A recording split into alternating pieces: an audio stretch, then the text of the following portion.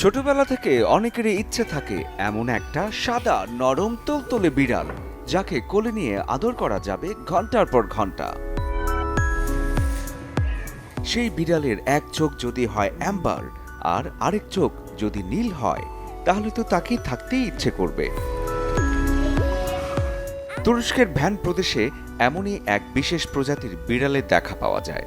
ধবধবে সাদা লোম আর দুই চোখের ভিন্ন রং বিড়ালগুলোকে বলা হয় হেটেরোক্রোমিয়া।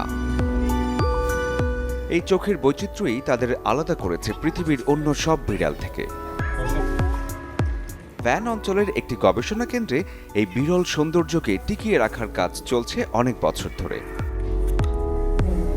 1992 সাল থেকে গবেষকরা চেষ্টা করছেন তাদেরকে টিকিয়ে রাখতে। এই ভ্যান বিড়ালগুলো বিপন্ন হয়ে পড়লে 1992 সালে আমরা এই কেন্দ্রটি প্রতিষ্ঠা করি তাদের জন্য। আমাদের লক্ষ্য ভ্যান বিড়ালের প্রজাতির সংখ্যা বৃদ্ধি করা।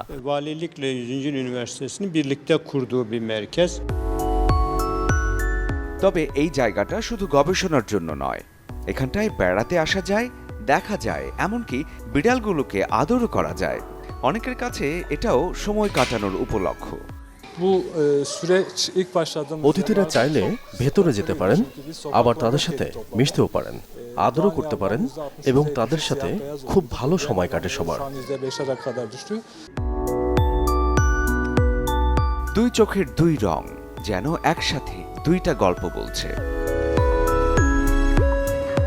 এই ছোট্ট প্রাণীগুলো শুধু বিরল না, তারা আমাদের মনে করিয়ে দেয় প্রকৃতির সৌন্দর্য কখনো কখনো খুব কাছেই থাকে, শুধু একটু সময় নিয়ে তাকালেই দেখা যায়। শরীফুল হক, চ্যানেল 24।